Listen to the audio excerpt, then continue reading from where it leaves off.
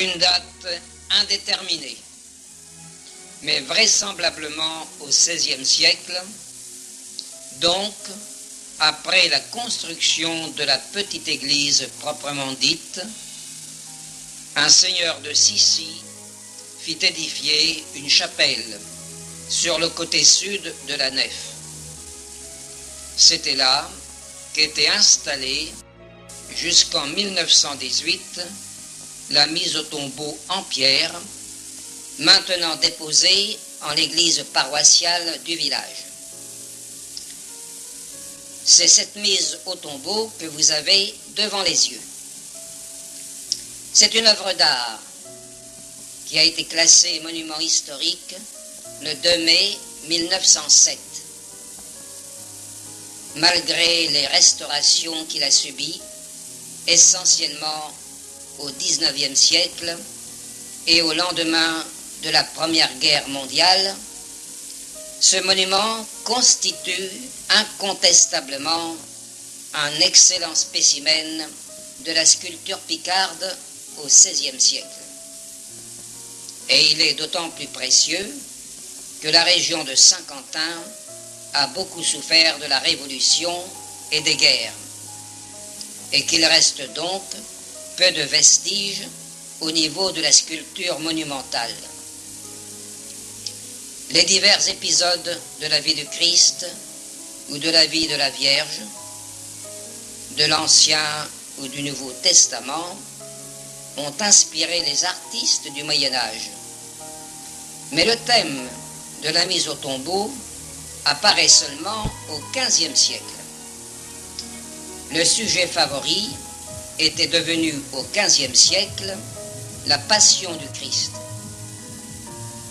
Les hommes voyaient dans les souffrances du Christ et dans celles de la Sainte Vierge un reflet de leur propre souffrance.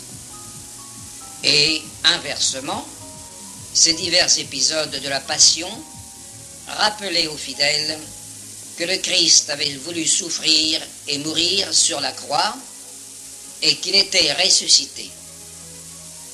Le thème du sépulcre, en particulier, était donc chargé de sensibiliser les fidèles en leur montrant le sens de la vie terrestre. Le département de la Somme compte encore aujourd'hui une douzaine de groupes sculptés représentant l'ensevelissement du Christ. Dans notre département de l'Aisne, il y avait 5 mises au tombeau. Une à Essômes-sur-Marne, qui a disparu, 3 à Saint-Quentin, qui ont toutes été détruites, probablement à la Révolution. Celle de l'église Saint-André aurait été sculptée vers 1500.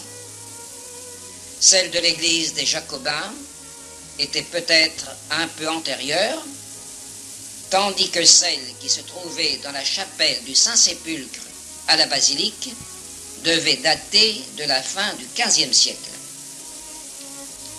La 5e mise au tombeau est donc celle de Sissi. C'est la seule qui soit parvenue jusqu'à nous. C'est dire combien elle constitue un témoignage précieux.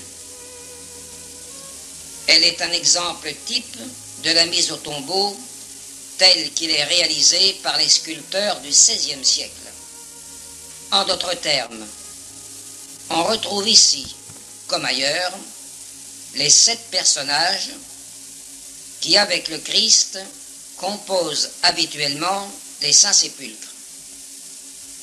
Au premier plan, Joseph d'Arimathie et Nicodème, représentés sous les traits de vieillards barbus, sont debout aux 2 extrémités du sarcophage.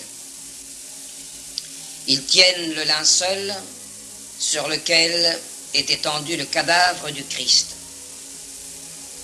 À Sissi, comme dans la plupart des cas, Joseph d'Arimathie est placé à la tête du Christ et donc à gauche, lorsqu'on regarde le groupe, tandis que Nicodème est au pied. Au second plan, derrière le sarcophage, sont représentés 5 personnages qui sont les témoins essentiels du drame.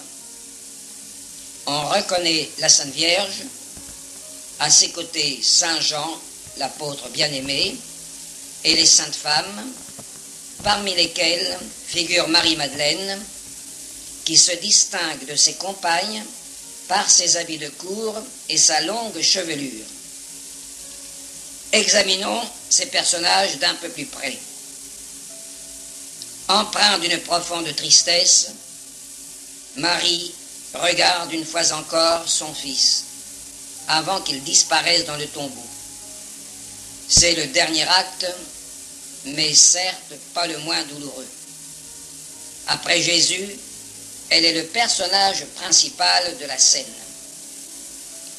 Le Christ, plus grand que nature, est, conformément à la tradition, placé de gauche à droite, afin d'offrir à la vue des fidèles sa plaie aux côtés. C'est une belle figure, pas encore raidie par la mort, et dont le visage retombe sur l'épaule et vers l'arrière, avec un souci de réalisme évident. Les yeux clos, la bouche entr'ouverte, trahissent encore la souffrance. Le linceul est tenu par Joseph et Nicodème, 2 personnages intéressants dont les inclinaisons du corps laissent deviner le poids du chagrin qui les accable. Les drapés qui les enveloppent sont agencés avec goût. Les visages sont également très beaux par l'expression de douleur qui en émane. Le sculpteur a voulu montrer la douleur de Saint Jean par son attitude. La tête de l'apôtre est dans un axe, les bras dans un autre axe, le corps et les jambes dans une autre direction encore. Si l'on regarde encore cette sainte femme qui essuie ses larmes, on constate que l'on est loin de cette douleur résignée. Le personnage le plus calme du groupe est certainement Marie-Madeleine, amplement vêtue, tenant son pot à parfum dans la main gauche et regardant le Christ avec compassion. L'intérêt majeur de la mise au tombeau de Sissi réside assurément dans la présence de ces 3 soldats endormis au pied du tombeau du Christ dont ils avaient la garde. Ce sont eux qui ont donné le nom à la chapelle de Notre-Dame de Sissi, où il s'est trouvé, jusqu'en 1914, de chapelle des endormis. Comment expliquer la présence à Sissi de ces soldats assis et plus petits que nature? Il faut se tourner vers l'est de la France et plus encore vers l'Allemagne. À la cathédrale de Mayence, en effet, on remarque une iconographie identique à celle de Sissi. Et à la mise au tombeau de la dite cathédrale, les 3 soldats endormis au pied du tombeau sont similaires à ceux que vous avez devant les yeux.